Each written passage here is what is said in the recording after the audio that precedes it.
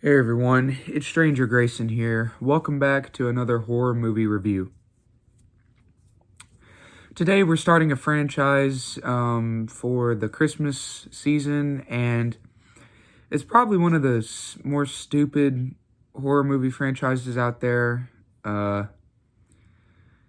Yeah, I gotta be honest, I'm not really too excited for this first movie. I wasn't excited walking into it.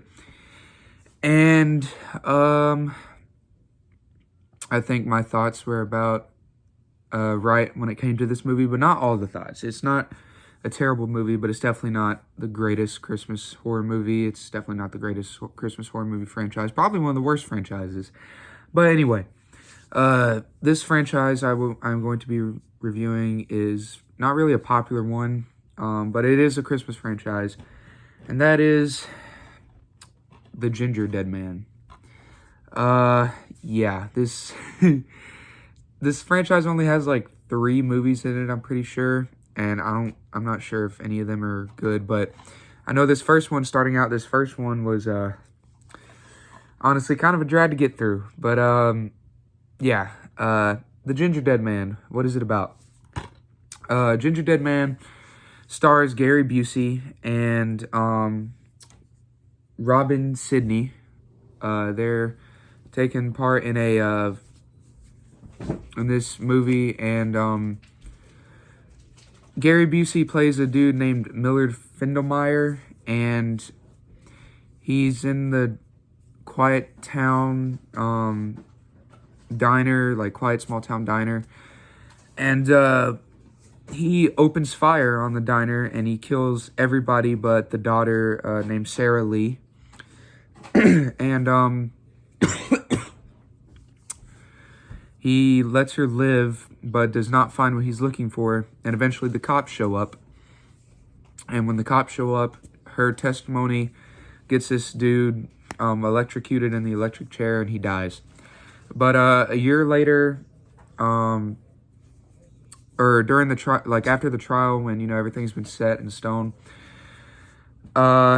Sarah Lee's still trying to deal with the loss of her brother and father. It's really hard for her, and she has a couple co-workers. One of them's name is Brick. I thought it was Rick at first, but turns out his name is Brick, which is kind of weird. Then she has another employee. I forgot her name, but her and Brick are mixing gingerbread cookies, and while it cuts back and forth, you get to see what's his name? Millard Findelmeyer's ashes get sent to his mother, and his mother vows revenge on the Lee family, or Sarah in general, so she gets his ashes and puts it into a gingerbread mix and sends it to the place without them knowing. They think the mix is just what they use for the gingerbread cookies, so they're making the gingerbread cookies, but while they're making the gingerbread cookies, Brick accidentally cuts himself and gets some of his blood in the mix. They don't see that happen, but he does cut himself. They never see the blood drop into the mix. So they go on, continue baking the cookies, which is kind of a weird and bad thing to do. But what they don't realize is the blood and the ashes mixed together just triggered an event that brought Millard Findelmeyer back from the dead, and he is now a walking, talking, murderous gingerbread man cookie. The Gingerdead Man was really not one of my most favorite franchises, or not really one that I've wanted to review, but I'm going to have to do it at some point, and I figured, why not now, because there's not really that many Christmas franchises out there. But I got to tell you, this first one was honestly kind of a drag to get through. Gary Busey plays Gingerdead Man, and he's in the beginning of the movie.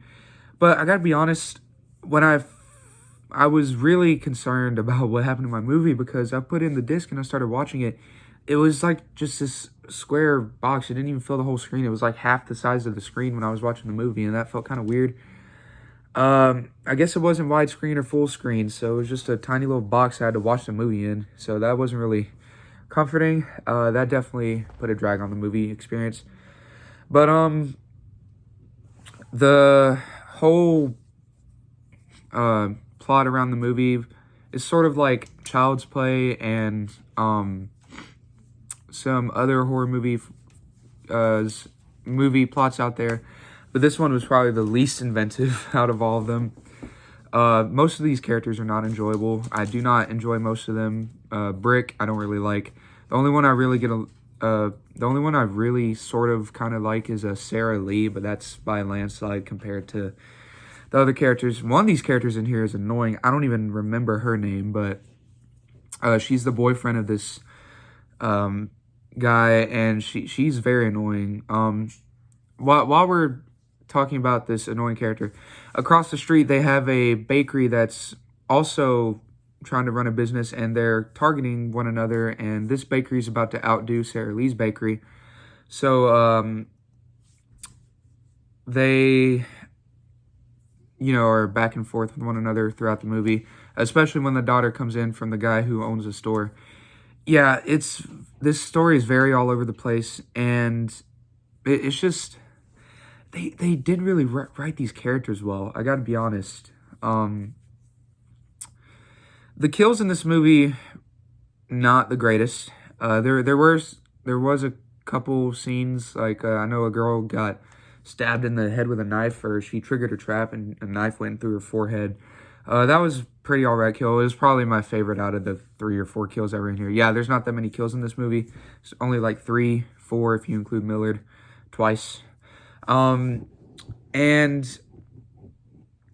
the way some of these kills were shot, obviously you could tell it had a low budget because there's hardly any blood. I know there is a few cuss words in here, but there's hardly any blood or gore in this movie. Now, I'm not a gore fanatic like other people out there. I don't really care for the gore aspect because that does kind of gross me out. But I do like a little bit of gore and blood in my movies. Not tons of blood and gore, but